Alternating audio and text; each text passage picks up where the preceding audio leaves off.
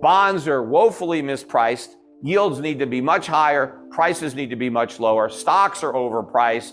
Their multiples are too high. The US dollar is dramatically overpriced because it's going to lose a tremendous amount of its purchasing power over time, and therefore it should have a much lower exchange rate than the one it has right now. It also means that gold and silver prices are much too low, because right now gold is priced for a world where there is no inflation, where inflation has been vanquished by a tough Federal Reserve that is committed to ridding the economy of inflation.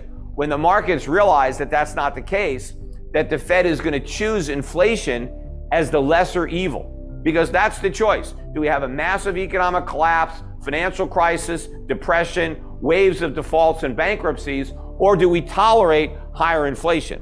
The Fed already made that deal with the devil, and it's going to keep its commitments. We're going to have higher inflation. The markets just need to come to terms with that and price it into assets. And of course, it also means a huge decline in the American standard of living, because I think the recognition of this reality is going to be the final nail in the dollar's coffin. It's going to cause it to lose its status as the world's reserve currency. And so Americans are not going to be able to exchange the money that we print for the goods everybody else produces. We're going to have to live within our means, and those means have been greatly diminished during the years that we've been able to run these massive trade deficits and outsource all of our manufacturing. We've gotten a small taste of those supply channel bottlenecks recently. Well, we're going to get a full helping of it later once the dollar plunges and we really see how much we depend on global supply chains. But again, to wrap this up, when it comes to individual investors, right, we need to take advantage of this situation. You know, I have been preparing and helping my clients prepare for this for over a decade. And the only thing that surprised me is that we've been able to kick the can down the road for as many years as we have. But everything else that's happened is what I predicted. It's just taking place on a longer time scale than I would have imagined over a decade ago. But be that as it may, we're here. And the fact that we were able to kick the can down the road for as many years as we did just made the problems much worse. The bubble has grown much larger during the years of can kicking.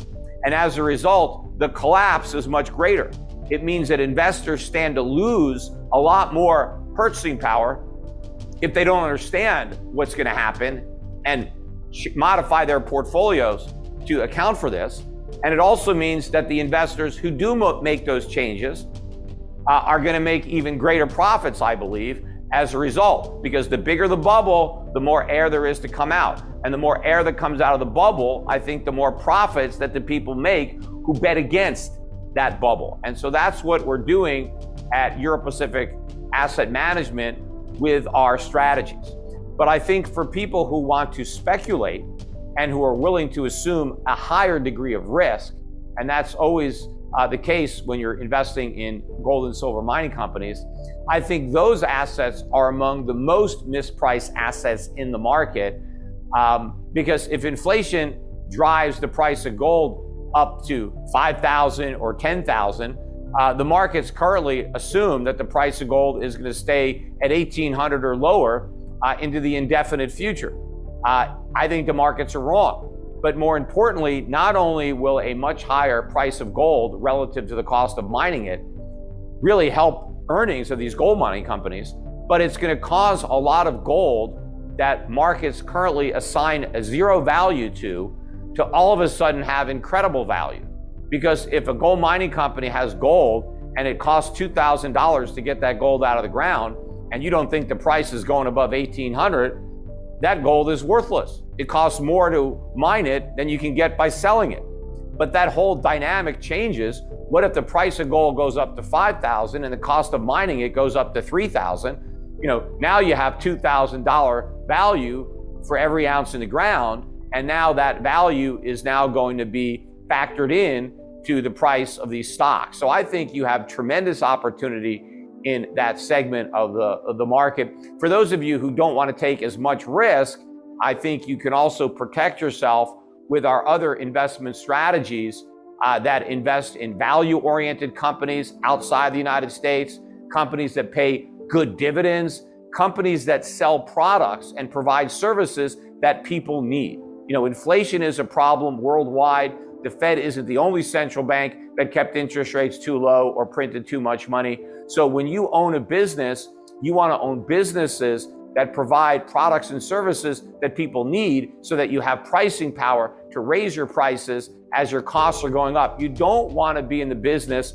of providing items that people just buy after they finish paying for all the stuff they need. You want to sell necessities, not luxuries. The discretionary items are the ones that are in trouble, because as people pay more money for food or more money for energy and things like that, they're going to have to cut back on other things. And so you don't necessarily want to own stock in those companies, because they're going to be facing a lot of economic headwinds in addition to just higher interest rates and rising inflation. So we are making these calculations when it comes to determining our allocations and the companies we buy. Specifically, all the companies we're buying are designed to thrive in an environment where the US economy is weak, where we have stagflation, where we have high inflation and a weak economy in the US.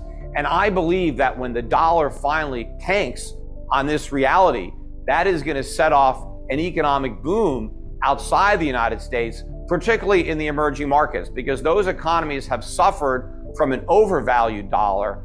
They are going to experience relief when the dollar is no longer overvalued. And in fact, I think there's going to be big inflows of capital into these economies that is really going to provide a big boost to their economy, and therefore provide a significant increase to the asset values in those economies. I actually do have an emerging market fund, not just the stocks, but the currencies that those stocks are denominated in, because as the US dollar falls, I think it's the currencies of those countries that are going to rise. Those markets have the most to gain by the collapse of the dollar.